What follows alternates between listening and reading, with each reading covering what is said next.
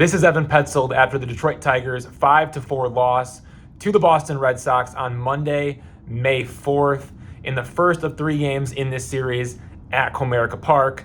The story of the day, Tarik Skubal. He was scratched from his start, placed on the injured list, and needs surgery to remove loose bodies from his left elbow.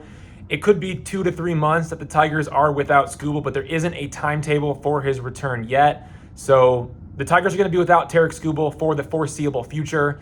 And in this one, the Tigers, without Skubal, went with a bullpen-only game, started by left-handed reliever Tyler Holton as the opener, and then right-hander Ty Madden, a starter from AAA Toledo. He came up and served as the bulk reliever, taking down 5 scoreless innings.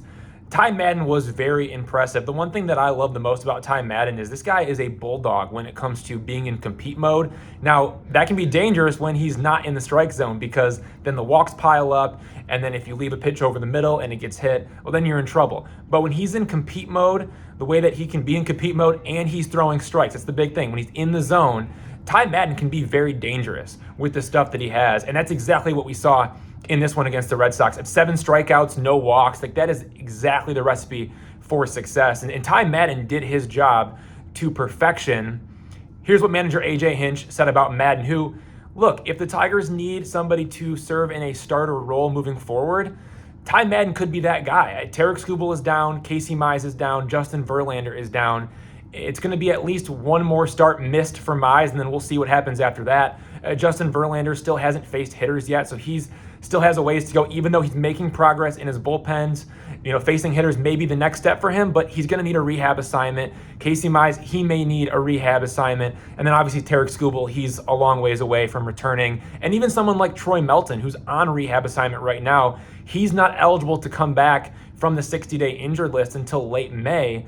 So if the Tigers need a traditional starter to step up, to give them 4 starters, and then that 5th starter could be, a pitching chaos type of day, Ty Madden could be the guy. To go back to what I said earlier, here's what manager AJ Hinch said about Ty Madden after 5 scoreless innings, 7 strikeouts, and no walks against the Red Sox in a bulk reliever role. Ty was terrific. I mean, if you draw it up, where he's going to go a couple times through the order and keep us in the game, I mean, he delivered. Just as aggressive in the strike zone. I think this stuff was the adrenaline in the big leagues is a good thing, and he was able to control his emotions and finish some at bats. He pitched around a little bit of traffic and made big pitches with guys in scoring position. And I think his hardest inning was his last inning, but it's about how you draw it up. We wanted him to come in at Rafaela. Just so happened it was a clean inning to start the second, and he did his part. It was awesome. So Ty Madden did his job. The others, not so much. The Red Sox scored all 5 runs in the 7th inning. It was Ricky Vanasco, a right-handed reliever, and Enmanuel a left-handed reliever. Those were the pitchers responsible for the 5 runs. 4 charged to Vanasco, 1 charged to DeJesus. It started with the leadoff walk. Ricky Vanasco, he was unable to land the breaking ball, unable to get that spin to land where he wanted it to, and that just caused him to be ineffective. He was falling behind in counts and wasn't able to come back from it. It was a leadoff walk and then a single and then a 3-run home run for Jarren Duran. And then after some more trouble, we saw a misplay from Wenzel Perez in right field. That led to a double, and it should have been an out. Ultimately, that is what leads to 2 more runs. Now, it wasn't an error. It wasn't charged that way, at least, but it was a misplay by Wenzel Perez. If that play is made, Tigers probably win this game the way that it all shakes out. But, that ball drops in, and it's a double, and then 2 more runs end up scoring. Both of those hits that scored those 2 runs off of Enmanuel DeJesus, but like I said, 4 runs of the 5 charged to Vanasco, only 1 charged to DeJesus.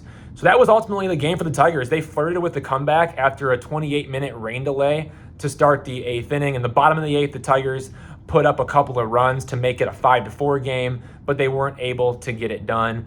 One other storyline from this one, aside from Tarik Skubal, aside from Ty Madden, was Kenley Jansen. He hadn't pitched in 5 days, and he made his first appearance in a while. He was not entirely sharp, but at the same time, he was able to get a big double play, a line drive right to shortstop Zach Short, who was filling in for Kevin McGonigal with a scheduled off day. Line drive right to short. He threw the ball over to first base. It was after a 5-pitch walk. and they doubled up the Red Sox to end the 9th inning. And then in the bottom of the 9th, Aroldis Chapman for the Red Sox comes out. He's the flamethrower, one of the best closers in all of baseball.